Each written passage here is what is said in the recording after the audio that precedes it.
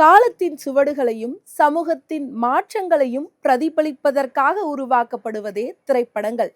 அப்படிப்பட்ட திரைப்படங்கள் பெரும் மக்கள் சக்தி ஒன்றிணைந்து உருவாக்கப்படுகிறது.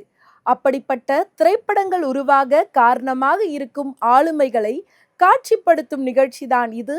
மக்கள் வணக்கம், இது திரைக்கு பின்னால். இன்றைய திரைக்கு பின்னால் நிகழ்ச்சிக்காக திரைப்பட ஒளிப்பதிவாளர் திரு சக்தி சேகர் அவர்களை தான் சந்திக்க வந்திருக்கோம். வாங்க அவரை சந்திச்சு அவருடைய திரைத்துறை அனுபவத்தை பத்தி கேட்டு தெரிஞ்சுக்கலாம். வணக்கம் சார், எப்படி இருக்கீங்க? வணக்கம்மா, நல்லா இருக்கேன். நீங்க எப்படி இருக்கீங்க? சூப்பரா இருக்கேன் சார். தேங்க்யூ.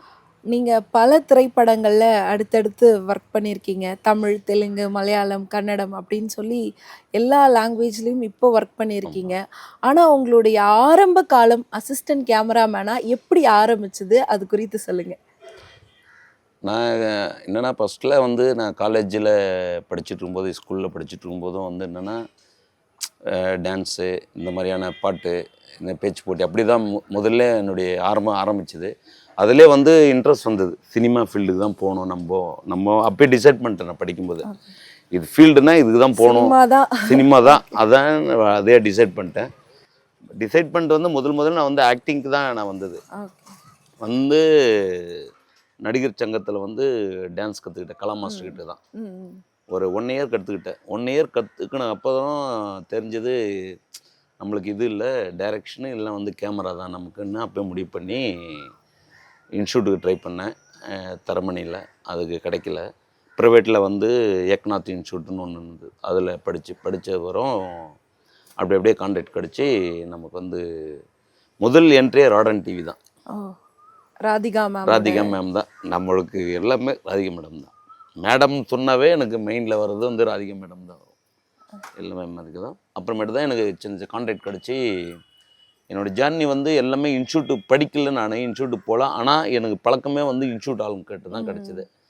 எல்லா பெரிய கேமராமேன்ஸு, பெரிய டைரக்டர்ஸ் இன்ஸ்டியூட்டில் எல்லாருக்கிட்டேயும் நான் ஒர்க் பண்ணியிருக்கேன். மணிகண்டன் சாரு, சக்தி சரவணன், மாயா, செவிலி ராஜா, வைத்தி, சரவணன் சொல்லிட்டு ஒரு 15 கேமராமேன் இருக்காங்க. எனக்கு ஷூட்டிங் யார்கிட்ட இருக்கோ அவங்க போய்ட்டு நான் வருஷன் அப்படி தான் ஒர்க் பண்ணியிருக்கேன். என்னுடைய எக்ஸ்பீரியன்ஸ். நீங்கள் இப்போ சீரியல்லையுமே கேமராமேனாக ஒர்க் பண்ணியிருக்கீங்க, படங்கள்லையும் ஆப்ரேட்டிங் கேமராமேனாக இருந்திருக்கீங்க.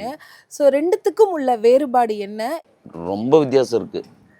படம்னாவே வந்து ஒன்றுமே வந்து ஃபீல் பண்ணி தான் ஒர்க் பண்ணோம். ஒரு ஃப்ரேமுக்கும் வந்து இதை பண்ணால் நல்லாயிருக்கும், அது பண்ணால் நல்லாயிருக்கும், இது கொஞ்சம் டைம் எடுத்துக்கலாம், ஒரு டைம் கேட்கலாம். இப்போ நாங்கள் வந்து படத்தில் வந்து நாங்கள் ரெடி சொன்ன பிறகு தான் அவங்களே வருவாங்க. இப்போது சீரியல் அப்படி பொறுத்து இல்லை. ஷார்ட் சொல்லிட்டாங்கன்னா ரெடியான்னு கேட்டுக்கிட்டு இருப்பாங்க நம்மளை, ரெடியான்னு சொல்லிட்டு அதுக்குள்ளே என்ன பண்ணணுமோ பெட்டர்மெண்ட் அது அடுத்தடுத்து ஷார்ட்ஸ் எடுத்துக்கிட்டே இருக்கணும். அது வந்து அந்த பிளான் பண்ணி அதுக்கு வந்து சீரியல் ஒர்க் பண்ணால் இன்னொரு பெட்டர் என்னென்னா, சீரியல் நம்ம ஒர்க் பண்ணால் என்ன வேணாலும் ஒர்க் பண்ணலாம், எவ்வளோ பெரிய படம் வேணாலும் ஒர்க் பண்ணிக்கலாம். ஏன்னா அந்த ஸ்பீடு வந்துடும். இப்போ படத்துக்கும் ஸ்பீடு தான் கேட்குறாங்க. இப்போ படத்துக்கு முன்ன மாதிரிலாம் கிடையாது. இப்போது படமும் ஸ்பீடாக இந்த டேட்டுக்குள்ளே எடுத்து கொடுத்துடணுங்கிறது தான் இப்போது படத்துலேயும். இப்போ அது என்னென்னா, சீரியலில் ஒர்க் பண்ணால் படம் வந்து ரொம்ப ஈஸி. படத்தில் ஒர்க் பண்ணுறது அந்த ஃபாஸ்ட்னஸ்ஸு, அந்த டைமிங்குள்ளே இந்த லைட்டிங் பண்ணணும், இது பண்ண க்ரியேட்டிவிட்டி பண்ணணும், என்ன ரியாக்ஷன் எல்லாமே வந்து சீரியல் தான். சீரியல் நம்ம பண்ணிட்டு போனால் படம் ரொம்ப ஈஸியாக பண்ணலாம். நீங்கள் எல்லா லாங்குவேஜ்லையுமே பண்ணியிருக்கீங்க, தமிழ், தெலுங்கு, கன்னடம் அப்படின்னு. ஒரு லாங்குவேஜுக்குமான வித்தியாசம் எப்படி இருக்கும்? இல்லை கேமராமேனாக எல்லாமே ஒரே மாதிரி தான் இருக்குமா உங்களுக்கு? எல்லாமே ஒரே மாதிரி தான் இருக்கும். என்னென்னா எல்லா படங்களும் சரி, தமிழ் படங்களும் சரி, மலையாளமாக இருக்கட்டும், கன்னடாவாக இருக்கட்டும், எல்லா படமும் வந்து ஒரே மாதிரி தான் இருக்கும். அதனால் டிஃப்ரென்ஸ்லாம் எதுவும் தெரியாது. ஆனால் மலையாளத்தில் மட்டும் கொஞ்சம் டிஃப்ரென்ஸ் இருக்கும். அவங்களது கொஞ்சம் மேக்கிங்கே கொஞ்சம் வேறு மாதிரி ஃபீல் பண்ணுவோம். மலையாளம் மூவிஸு, மலையாள டைரக்டர்ஸு எல்லாமே வந்து மலையாளத்தில் கொஞ்சம் டிஃப்ரெண்ட்டாக இருக்கும். இப்போ நீங்கள் ஒரு கேமராமேனாக ஒரு ஸ்பாட்டுக்குள்ளே போனோடனே என்ன பார்ப்பீங்க? லொக்கேஷனா, லைட்டிங்கா, எங்கே வச்சு எடுக்கலாமா, என்ன விஷயத்த முதல்ல நோட் பண்ணுவீங்க சார்? நான் முதல் போனோடனே லொக்கேஷன் தான் பார்ப்பேன். ரூம்ஸு, வீடு எப்படி இருக்குது, இந்த பக்கம் ஜன்னல் இருக்கா, மேலே லைட் கட்டுறதுக்கு இடம் இருக்கா. முதல்ல வந்து லொக்கேஷன் தான். லைட்டிங் வைக்கிறதுக்கான விஷயத்த இப்போ முதல்ல பார்ப்போம். அதுக்கப்புறம் டைரக்ட் ஷார்ட் சொன்னார்னா ஓகே, இது இந்த இடத்துல வச்சுக்கலாம், அந்த இடத்துல வச்சுக்கலாங்கிறது வந்து அதுதான் பிளான் பண்ணுவோம். மெயினாக வந்து லைட்டிங், லொக்கேஷன் பார்க்குறதுக்கான லைட்டிங்க்காக தான் முதல் பார்ப்போம். ஓகே, முதல்ல லைட்டிங் தான். லைட்டிங் தான். ஸோ இப்போ தமிழோட திரைப்படங்கள், தமிழ் மொழி திரைப்படங்கள், மலையாள மொழி திரைப்படங்கள் எப்படி இருக்கும் நீங்க, அதே மாதிரி நீங்க எல்லா லாங்குவேஜ் சீரியல்லையுமே வேலை பார்த்துருக்கீங்க. ஸோ சீரியல்ல ஒரு சேஞ்ச் இருக்குமா? தமிழ் சீரியலுக்கும் மற்ற மொழி சீரியல்கள்லையும் வித்தியாசம் இருக்குமா? இல்லை சீரியல் பொறுத்த வரைக்கும் ஒரே டெம்ப்ளேட் தானா? அது எப்படி இருக்கும்? இதில் சீரியல் எல்லாமே ஒரு மாதிரி தான் இருக்கும். ஆனால் சொன்ன மாதிரி தான் சொன்னேன்ல, அந்த மலையாளம் தான் கொஞ்சம் டிஃப்ரெண்ட்டாக இருக்கும். தமிழ் சீரியலில் பொறுத்தவரையில் என்னென்னா, ஒரு வைடில் வந்து எல்லோரும் நிற்பாங்க போவாங்க, இதெல்லாம் க்ளோஸ்அப்ஸ் அப்படி எல்லாமே வைடுக்குள்ளே மாஸ்டர் ஒன்று பிளான் பண்ணுவாங்க. மலையாளத்தில் அப்படி இருக்காது. மலையாளத்தில் வந்து என்னென்னா, ஃபஸ்ட்டே வந்து ஆர்டிஸ்ட்லேருந்து ஃபஸ்ட்டு ஒரு க்ளோஸில் ஆரம்பிப்பாங்க. இந்த க்ளோஸில் ட்ராலி போனால் ஒருத்தரை வந்து என்ட்ரி அப்படி வருவார்.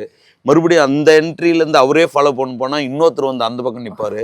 ஃபோக்கஸ் ஷிஃப்ட் பண்ணணும், இது ட்ராலி பேக் வரணும், ட்ராலி வந்தால் இவர் ஃப்ரண்ட்டில் நின்றுலாம் அவரு பேசுவார். இவ்வளோ விஷயங்கள் வந்து எனக்கு ஒரு ஒர்க்லேயே வந்து மலையாள ஒர்க்கு தான் ரொம்ப பிடிக்கும். நிறைய விஷயங்கள் கற்றுக்கிறது வந்து மலையாளம் தான். எனக்கு மலையாள சீரியல் படம் அப்படிங்கிறதுனாவே ஒரு இன்ட்ரெஸ்டான ஒர்க்கு. நான் ரொம்ப விரும்பி நான் அதை கமிட் பண்ணுவேன். இங்கே இருந்தால் கூட இங்கே ஏதாவது பண்ணிக்கிட்டே இருப்பேன். திடீர்னு மலையாளத்தில் ஒரு சான்ஸ் கிடைச்சா சரி நான் அங்கே போயிட்டு வந்துடுறேன்னு சொல்லிட்டு கிளம்பிடுவேன். அந்த மாதிரிலாம் போயிட்டு இருக்கேன். ஒரு 2 நாள் அங்கே ஆமாம் போயிட்டு வந்துடுறேன். எவ்வளோ ப்ராஜெக்ட் அந்த மாதிரி மலையாளம் ப்ராஜெக்ட் போயிருக்கேன் நான். ஸோ நீங்கள் இப்போ அசிஸ்டன்ட் கேமராமேனாக இருந்திருக்கீங்க, ஆப்ரேட்டிங் கேமராமேனாக இருந்திருக்கீங்க, கேமராமேனாக நீங்களுமே எல்லாத்தையுமே ஹேண்டில் பண்ணியிருக்கீங்க. எது ரொம்ப சிக்கலான ஒரு வேலை, எதில் நிறைய சவால் இருக்கும் எந்த வேலையை பண்ணும் பொழுது? நமக்கு எது ஈஸி கஷ்டம்லாம் சொல்ல முடியாது. நம்ம இன்வால்மெண்ட் பண்ணி ஒர்க் பண்ணால் எல்லாமே ஈஸியாக இருக்கும். ஸோ நான் வந்து மேக்ஸிமம் வந்து என்னை வந்து நான் ஃப்ரீயாக இருந்தேன்னா என்னை எல்லா கேமராமேனும் கூட்டுவாங்க. ஃபஸ்ட்டு இவன் இருக்கானா, அசோக் இருக்கானா, அவன் எங்கே அவன் வந்துடணுன்றது வந்து எல்லா கேமராமேனுக்கும் சரி, இன்ஸ்டியூட்டில் இருக்க எல்லா கேமராமேனுக்கும் என்னை பிடிக்கும். என்னென்னா ஒரு நான் அசிஸ்டண்ட்டாக போயிட்டு ஒர்க் பண்ணேன்னா நான் அசிஸ்டண்ட்டாக ஒர்க் பண்ண மாட்டேன். ஒரு கேமராமேன் எவ்வளோ ஃபீல் பண்ணுறாரோ அந்தளவுக்கு நானும் வந்து இறங்கி ஒர்க் பண்ணுவேன் நான். அதனால் வந்து எனக்கு எது ஈஸி எது கஷ்டம்னு சொல்ல தெரியல.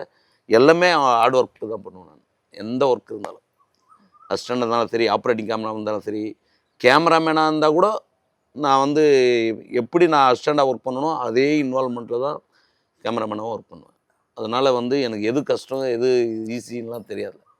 எல்லாமே ஒரே மாதிரி தான் இருக்கும். நீங்கள் இத்தனை வருஷமாக இந்த கேமராமேனாக இந்த ஃபீல்டில் இருந்திருக்கீங்க. ஒரு கேமராமேனாக இருக்கணும்னா அவங்களுக்கு இந்த ஒரு விஷயம் கண்டிப்பாக தேவை, அதுவும் இந்த சினிமா இண்டஸ்ட்ரிக்குள்ளே இருக்கணும்னா இந்த ஒரு விஷயம் கண்டிப்பாக அவங்களுக்கு தேவை அப்படின்னா என்ன மாதிரியான விஷயமா இருக்கும்? டெடிகேஷன் தான், இன்வால்மெண்ட்டு தான் தேவை. கேமராமேன்களுக்கு வந்து என்ன ஒரு லைட்டிங் ஒர்க்கு வந்து எல்லாருக்குமே தெரியும். ஒரு கேமராமேனாக உள்ளே வராங்கன்னா வந்து ஒரு விஷயம் தெரியாமலாம் வரமாட்டாங்க. அதை வந்து டெடிகேட்டடாக இன்வால்மெண்ட்டாக பண்ணணுன்றது தான் முக்கியமானது.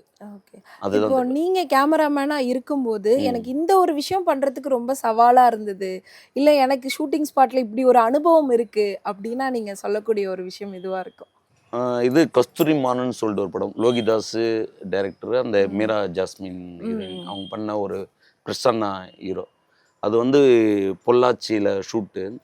பொள்ளாச்சியில் ஷூட் பண்ணும்போது என்னென்னா லோலேருந்து அப்படி வரும், அப்பில் வரும் டிராக்டர் ரோடு டவுனில் இருக்கும். நாங்கள் க்ரெயின் வந்து போட்டுட்டு சென்டர் ரோட்டில் வந்து க்ரெயின் வச்சாச்சு, நடு ரோட்டில் இருக்குது. அந்த என்ன ஷாட்னா அந்த டிராக்டர்லேருந்து மீரா ஜாஸ்மின் இறங்கி கீழே போவாங்க. அவர் வண்டியை நிப்பாட்டிட்டு அவரை துரத்திக்கு வரணும், அதான் ஷாட்டு. மீரா ஜாஸ்மின் கீழே இறங்கிட்டாங்க, இவரும் கீழே இறங்கிட்டார். டிராக்டருக்கு வந்து பிரேக் இது போடல, ஹேண்ட் பிரேக் போடல. டிராக்டர் அப்படியே வந்துகிட்டே இருக்கு.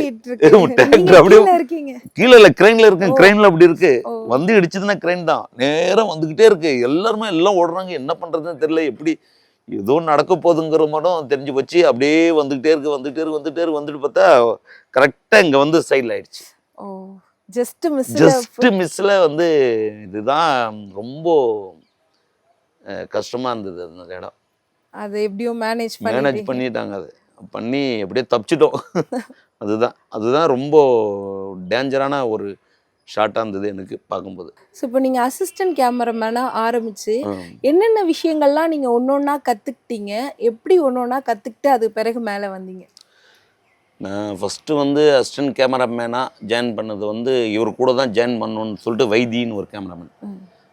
அவர் தான் வந்து இந்த மலைக்கோட்டை, திருவிளையாடல் ஆரம்பம், கச்சேரி ஆரம்பம்லாம் ஒர்க் பண்ணியிருந்தோம். அதுக்கப்புறம் வந்து கன்னடா இண்டஸ்ட்ரியில் போயிட்டோம். கன்னடா இண்டஸ்ட்ரியில் போயிட்டு தான் நம்ம யாஷ் இருக்கார்ல, அவர் ஆமா. படம் கண்டினியூவாக ஒரு 4 ஃபிலிம்ஸு இந்த கேஜிஎஃப்க்கு முன்னாடி இருக்கிற படம் ஃபுல்லாக நாங்கள் தான் பண்ணது. இந்த Ramachari, mister Ramachari, masterpiece, Googly அப்படின்ற படம் ஃபுல்லாக அவர் கூட ஒர்க் பண்ணோம். இப்போ என்னென்னா நான் வந்து முதல்ல வந்து சித்தின்ற ஒரு சீரியலில் தான் நான் இன்ட்ரடியூஸ் ஆனேன். ம். இன்ட்ரடியூஸ் ஆனதா இதை கற்றுக்கிட்டு எப்படி கற்றுக்கிட்டேன்னா ஃபஸ்ட்டு ஷெட்யூல் வந்து ஸ்ரீரங்கம். ம். ஸ்ரீரங்கத்தில் வந்து என்னென்னா ஒரு ஒரு கோவில்லேருந்து ஒரு யானை வரும் ஷாட்டு. ம். அது வந்து நான் இப்போ அசிஸ்டண்ட்டு அந்த இதில் இருக்கும்போது அந்த ஷாட்டை வந்து நான் எடுத்துட்டேன். யாருக்குமே தெரியாது அந்த ஷாட் எடுத்துட்டேன். ஆனால் டைரக்டர், கேமராமேன்லாம் வந்து இந்த யானையை மறுபடியும் போயிட்டு வர சொல்லுங்கள், எடுக்கணும்னு சொல்லியிருந்தாங்க. அப்போ வந்து அந்த கோவில் இருக்க அந்த பூசாரியில் இருக்காங்களே, இது என்ன ஷூட்டிங் யானையா, இந்த மாதிரிலாம் ஆகுது, எங்கள் ஷூட்டிங்கில் எடுக்காதீங்க அப்படின்னு பயங்கர பிரச்சனை ஆச்சு. ஆனால் நான் எடுத்தது சொல்லலை. இது எப்படின்னா கடைசி வரலுமே நான் சொல்லவே இல்லை. இந்த ஷாட்டை நான் எடுத்துட்டேன்றது வந்து ஷாட்டு சொல்லவே இல்லை. எங்கள் எடிட்டிங்கில் வந்து போட்டு பார்த்து பிறகு அந்த ஷாட் இருந்தது. இப்போ வந்து ராடன் டிவியில் வந்து எல்லா சீரியல்லையும் வந்து ஒரு யானை ஷாட் ஒன்று வரும் ஓப்பனிங். ஓ! அந்த ஷாட்டு வந்து நான் எடுத்தது. அதை வந்து மேடம் வந்து ராதிகா மேடம் அங்கே பார்த்தோன்னே இது அசோக் தானே எடுத்தான், எப்படி யாராவது எடுத்தேன் அசோக் கூப்பிடுன்னு சொல்லி பேசி மேடம் வந்து ரொம்ப என் மீது ரொம்ப அன்பாக இருந்தாங்க அவங்க. அந்த மாதிரியான ஒரு விஷயம் கற்றுக்கிட்டது. நான் ஷூட்டிங் ஸ்பாட்டில் வந்து ஒரு கேமராமேன் லைட்டிங் சொன்னாங்கன்னு வச்சுங்களேன், நான் வந்து ஃபஸ்ட்டு வந்து இந்த லைட்டிங் எதுக்கு சொல்கிறாங்கன்னு அப்சர்வ் பண்ணுவேன் நான். ஓடி போயிட்டு நான் அதை அந்த லைட்டிங்லாம் வைக்க விட மாட்டேன். இந்த லைட்டிங் எதுக்கு சொல்கிறாங்க, ஆர்டிஸ்ட் எந்த பொசிஷனில் இருக்கிறாங்க, ஓ இது வந்து இதை வச்சா இது இங்கே வரும் போல் இருக்குது, இதுக்கு தான் இது சொல்கிறாங்களோன்ற வந்து அப்சர்வ் பண்ணி இந்த லைட்டு வச்சு கேமரா ஆக்சஸுக்கும் அந்த லைட்டுக்கும் இதுக்கு தான் இந்த லைட்டு அப்படிங்கிற வந்து ஒன்று விஷயமா அப்சர்வ் பண்ணி தான் நான் பண்ணுவேன். அந்த மாதிரி தான் லைட்டிங் கற்றுக்கினேன். இப்போது லைட்டிங்லேயே வந்து எனக்கு ஈஸி தான். இப்போ எதுக்கு நான் சீரியல்லாம் படம் எல்லாமே பண்ணுறேன்னா வந்து ஒரு பொசிஷன் வந்து இங்கே கேமரா வச்சாலும் சரி, இந்த இடம் வந்து ஆர்டிஸ்ட் நின்னா இது இடத்துல வச்சா இது வரும், இது இடத்துல இது வரும்னு டக்குன்னு முடிச்சுட்டு அந்த மாதிரியான ஒரு எக்ஸ்பீரியன்ஸ் இருக்குது நம்மக்கிட்ட. ஸோ இப்போ நீங்க ஒரு கேமராமேனா பெரும்பாலும் எந்த ஒரு லைட்டை வந்து ப்ரிஃபர் பண்ணுவீங்க? ஜென்ரலா நேச்சுரலா கிடைக்கிற லைட்டை ப்ரிஃபர் பண்ணி அவுட்டோர்ல எடுக்கிறது உங்களுக்கு பிடிக்குமா? இல்ல இன்டோர்ல ஆர்ட்டிஃபிஷியல் லைட்ஸ் வச்சு பெட்டரா எடுக்கிறது பிடிக்குமா? எது உங்களுக்கு ரொம்ப பிடிக்கும்? ஆக்சுவலி என்னென்னாவே கேமராமேனுன்னாவே கூட வர்றது வந்து லைட்டிங் தான். ஸோ வெளியில் வச்சு எடுத்தால் அது பெருசாக என்ன லைட்டிங் பண்ணாங்கன்றது மாதிரி தான் தெரியும். எனக்கு உள்ளே வச்சு லைட்டிங் பண்ணி டிஃப்ரெண்ட்டாக பண்ணால் எனக்கு லைட்டிங் பண்ணுறது தான் ரொம்ப பிடிக்கும். லைட்டிங் பண்ணி எடுக்கிறது தான். ஸோ இப்போ நீங்க ஒரு கேமராமேனா கேமரா மூவ்மெண்ட்டுக்கு வந்து முக்கியத்துவம் குடுப்பீங்களா? இல்ல அங்கேயே ஆன் தி ஸ்பாட் வச்சு ஷூட் பண்ணி லைட்டிங்க்கு முக்கியத்துவம் குடுப்பீங்களா? எது ரொம்ப இம்பார்ட்டன்ட்?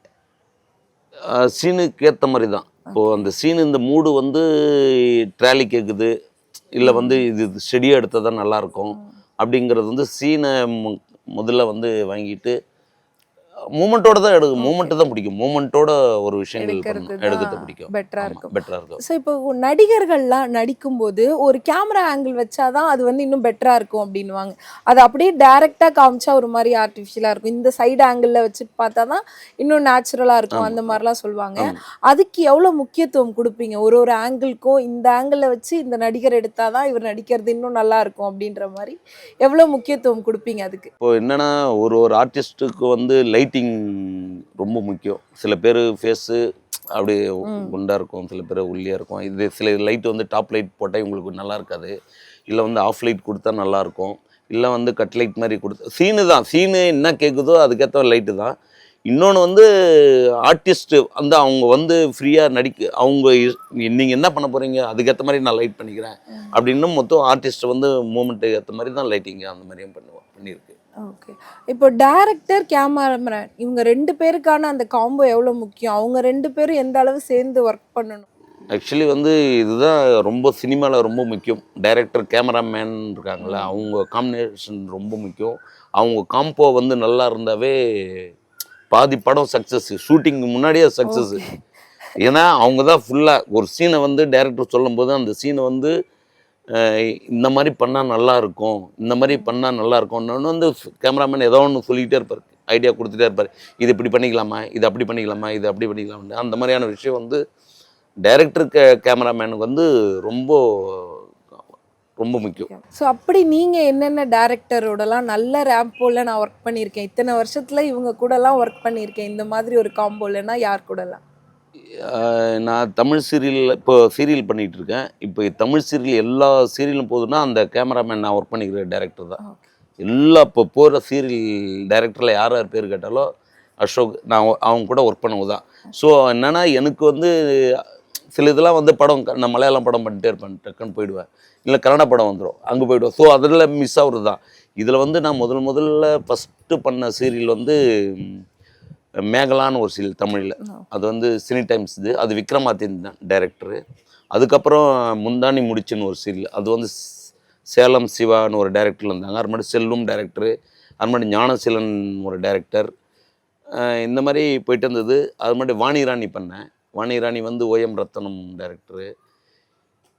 இப்போது வந்து புது புது அர்த்தங்கள் ஒன்று பண்ணேன். அது வந்து பிரியன் அவர் டைரக்டரு. எல்லா டைரக்டர்கிட்டே ஒர்க் பண்ணியிருக்கேன் நான். ஸோ அதனால் வந்து எல்லாருக்குமே என்ன தெரியும், எல்லோரும் காம்போ அசோக் வந்தார்னா இன்வால்வாக ஒர்க் பண்ணுவாருங்கிறது வந்து 100% தெரியும். இப்போ வந்து காதல் காதல் இருக்குது. அது வந்து அழகர் சாரை கூட இதான் ஃபஸ்ட் டைம் நான் அவங்க காம்போ. ஆனால் அவர் வந்து பிகினிங்லேருந்தே நம்மளுக்கு தெரியும். ஆனால் வந்து ஜாயின் பண்ணது வந்து இந்த சீரியல் தான். ஆனால் 2 பேர் காம்போ வந்து ரொம்ப ஒர்க் அவுட் ஆகிருக்கு. ரொம்ப நல்லா போயிட்டுருக்கு இந்த காதல் சீரியல். Okay sir. இப்போ அடுத்தடுத்து உங்களுக்கு எல்லா லாங்குவேஜ்லேயுமே ஒர்க் இருக்குது.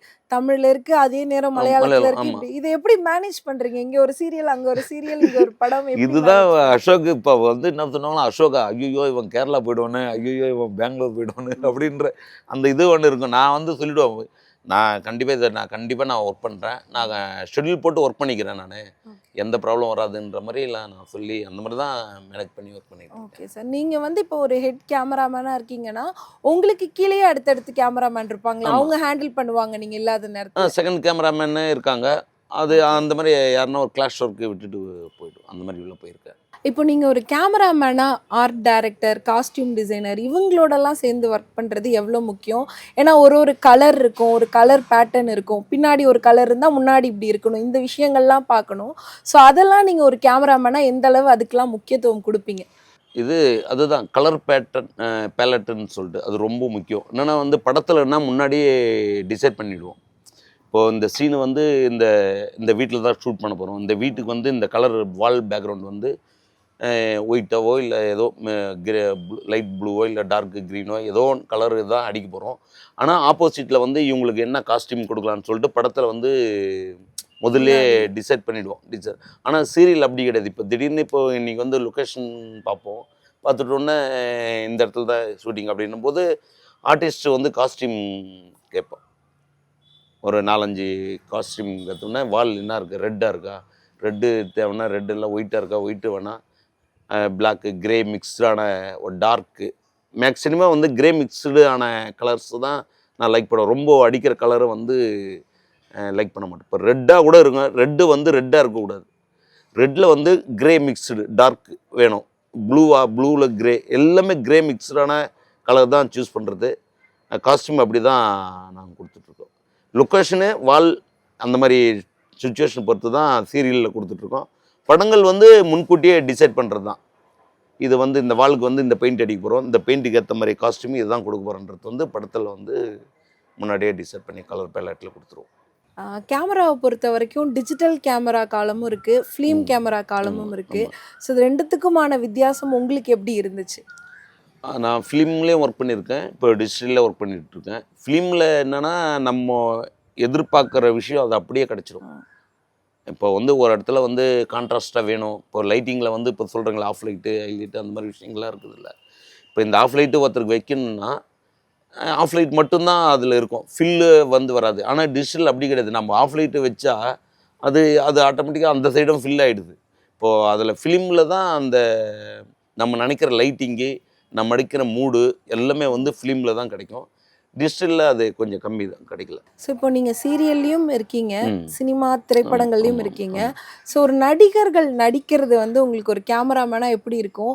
இப்போ அடுத்தடுத்த ஷாட் வந்து சினிமாவில் நிறைய டேக் போகுமா, இல்லை சீரியலில் நிறைய டேக் போகுமா? சினிமாவில் மேக்ஸிமம் ஒரு டேக்கில் தான் இப்போ ட்ரை பண்ணுறாங்க எல்லாருமே. இப்போ என்னென்னா வந்து நெக்ஸ்ட் டேக் போகும்போது சில சீன் தான் அந்த மாதிரி போகுது. ஒரே டேக்கில் தான் அந்த மூடை க்ரியேட் பண்ணிக்கிறாங்க. முதல்லே வந்து ஆர்டிஸ்ட்லாம் வந்து லொக்கேஷன் பார்த்துருவாங்க. இப்போ யாஷ் இருக்கார்ல, அவர்லாம் வந்து ஒரு சீனை சொல்லிட்டாங்கன்னா வந்து லொக்கேஷனில் இருப்பார். லைட்டிங் பண்ண வரலும் இருப்பார். லைட்டிங் பண்ணி எல்லாமே ரெடின்ட்டு போகிற வரலும் இருப்பார். அதுக்கப்புறம் போவார். கேரவனுக்கு போயிட்டு டச்சப்லாம் இதெல்லாம் பண்ணி ஃபுல்லாக பண்ணிவிட்டு ஒரே டேக்கில் தான் அவர் ட்ரை பண்ணுவார். இப்போது இன்னொரு டேக்குக்கு வந்து பண்ண மாட்டார். ஏன்னா அது சீரியலில் வந்து அப்படி கிடையாது. இன்னொரு டேக் போகலாம் அப்படிங்கிறது வந்து சீரியலில் டேக் அதிகமாகும். ஓகே, சீரியல் அதிகமாகும். ஆமாம். சரி, உங்களுக்கு கேமராமேனா எதில் வேலை அதிகம், சீரியல்லையா இல்லை மூவிஸ்லையா? சீரியலில் தான். சீரியல்ல தான். சீரியலில் தான் ஹெவி ஒர்க் நமக்கு. காலையில் 9:00 போனால் நைட்டு 9:00 சீனு வந்து இப்போ படத்தில் பார்த்தா மேக்ஸிமம் வந்து 2 சீன் தான் எடுப்பாங்க. இங்கே வந்து 10 சீனில் எடுப்போம் நாங்கள் சீரியலில். இப்போ அந்த 10 சீனுக்கான ஹெவி ஒர்க்கு போயிட்டே இருக்கும்ல, லைட்டிங்கும் பண்ணணும், அந்தளவுக்கு குவாலிட்டியாக வேணும். ஸோ அப்படின்னும்போது சீரியலில் தான் அதிகமான ஒர்க் இருக்கும். படங்களில் வந்து நம்மளுக்கு ஒன் மோர் கேட்டால் கூட அது நம்ம வந்து லைட்டிங் பண்ணி சார் ஒரு 2 மினிட்ஸ் சார் லைட்டிங் ஆகும்னா கொஞ்சம் கொடுப்பாங்க, டைம் கொடுப்பாங்க. நமக்கு ஃபீல் பண்ணுற அளவுக்கான லைட்டிங் பண்ணிக்கலாம் படத்தில். ஆனால் சீரியல்ல அந்த மாதிரி சீரியலில் வந்து கிடைக்காது. அது நம்மளே ஏதாவது சார் சார் ஒன் மோர் போகலான்னு சொன்னால் தான் அந்த மாதிரி அது கேப்பில் ஒன் மோரா அப்படின்னு டைலாக்லாம் கொஞ்சம் பாருங்கள் அப்படி இப்படி சொல்லிட்டு நம்ம அது கேப்பில் வந்து லைட்டிங் ஏதோ அட்ஜஸ்ட் பண்ணால் அப்படி தான் பண்ண முடியுமா கண்டி. சீரியலில் கொஞ்சம் கஷ்டம் இதுதான். ஸோ இப்போ சீரியலில் வந்துட்டு ஒரு குவாலிட்டி அப்படிங்கிறது இருக்குமா? ஏன்னா அடுத்தடுத்து நீங்கள் ஷார்ட் போயிட்டே இருக்கும். அப்போ அந்த குவாலிட்டி எப்படி மெயின்டைன் பண்ணுவீங்க? அதுக்கு தான் எக்ஸ்பீரியன்ஸ் வேணுங்கிறது. ஸோ அந்த குவாலிட்டியை வந்து டப்புன்னு எடுத்தால் எந்த இடத்துல லைட்டு வச்சா எப்படி இந்த குவாலிட்டி கிடைக்கும் அப்படிங்கிறது வந்து நம்மளுடைய எக்ஸ்பீரியன்ஸ் தான். அதில் வந்து கிளியராக இருக்குது. நம்ம வந்து நீங்கள் எவ்வளோ ஃபாஸ்ட்டாக எடுத்தாலும் அந்த ஃபாஸ்ட்டுக்குள்ளே நீங்கள் டைலாக் பார்க்குறதுக்காட்டியே நான் லைட்டிங் ரெடி பண்ணிவிடுவேன். ஸோ அந்த இதுதான் நான் கேட்பேன் அவங்ககிட்ட, எல்லாருக்கிட்டையும் கேட்குறது சொல்கிறது. நீங்கள் டைலாக் எப்படியும் டைலாக் இல்லாமல் இருக்காது சீரியலில். எப்படியும் டைலாக் இருக்கும். அந்த டைலாக்கு நீங்கள் பாருங்கள், அதுக்குள்ளே நான் லைட்டிங் முடிச்சிடுவேன் அப்படின்றது அது ஒரு விஷயத்தை மட்டும் ஃபாலோ பண்ணி லைட்டிங் முடிச்சிடுவேன். ஸோ இப்போ நிறைய இளைஞர்கள் வந்துட்டு சினிமாக்குள்ளே வரணும், சீரியலுக்குள்ளே வரணும், நானும் கேமராமேன் ஆகணும் அப்படின்ற ஆசையில் இருப்பாங்க. அவங்களுக்குலாம் நீங்கள் ஒரு அட்வைஸ் சொல்லணும், இல்லை இந்த விஷயம்லாம் நீங்கள் பண்ணுங்கள் கேமராமேன் ஆகிடலாம் அப்படின்னு சொன்னால் என்ன சொல்லுவீங்க? இப்போ வந்து அவங்க தான் நம்மளுக்கு வந்து டெக்னிக்கில் கற்றுறாங்க. அந்த அளவுக்கான வந்து இந்த ரீல்ஸு, இந்த யூடியூப்பு, இந்த இதெல்லாம் பண்ணுறாங்கல்ல, உண்மையிலே வந்து ரொம்ப நல்லா பண்ணுறாங்க. அவங்களுக்குலாம் வந்து நம்ம எதுவுமே சொல்ல வேண்டிய அவசியமே கிடையாது. என்னென்னா இப்போது சில விஷயங்கள்லாம் வந்து இப்போ லெஃப்ட்டில் அவுட் போனால் ரைட்டில் என்ட்ரி வரணும், இந்த ஷாட்டு வந்து இப்படி போனால் இன்னொரு ஆங்கிள் இப்படி தான் வரணும் அப்படின்ற எல்லாத்தையும் மாற்றி எப்படி வேணாலும் எடுக்கலாம்டா அப்படிங்கிற ஒரு விஷயத்த வந்து இந்த நம்ம பசங்க சொல்கிறானுங்க. ஆனால் இது கொஞ்சம் இந்த இதுக்கு வரணும், ஸ்கேலுக்கு வரணும் அவங்க. இப்போ நல்ல விஷயம் தான் பண்ணுறாங்க, நல்ல விஷயம், அது நல்லா தான் இருக்குது. இருந்தாலும் சினிமான்ட்டு ஒரு ரூல்ஸ் இருக்குது. சினிமாக்குண்டு இப்படி ஒரு விஷயம் ஷார்ட்டை வந்து இது வைக்கணும், அது போகணும், லெஃப்ட்டு போனால் ரைட்டு வரணும் அப்படிங்கிற விஷயங்களாக இருக்குல்ல, அது வந்து பசங்களுக்கு வந்து கொஞ்சம் அது தெரிஞ்சுக்கினா நல்ல விஷயந்தான். இப்போ வர பசங்க வந்து உண்மையிலே இதெல்லாம் நல்லா தெரிஞ்சுக்கிட்டு வந்து ஒர்க் பண்ணால் நல்ல விஷயந்தான். ஸோ நீங்கள் சொல்கிற மாதிரி இப்போ வரக்கூடிய இளைஞர்கள் இன்னும் நிறைய விஷயங்கள் தெரிஞ்சுப்பாங்க அப்படின்னு நம்ம எதிர்பார்க்கலாம். இவ்வளோ நேரம் உங்களுடைய திரைத்துறை அனுபவம் பற்றியும் உங்களுடைய இந்த வாழ்க்கை பயணத்தை பற்றியும் நிறைய விஷயம் எங்கள் கூட பகிர்ந்துக்கிட்டதில் மகிழ்ச்சி சார். ரொம்ப நன்றி. ரொம்ப நன்றிங்க. மக்கள் தொலைக்காட்சிக்கு ரொம்ப நன்றி.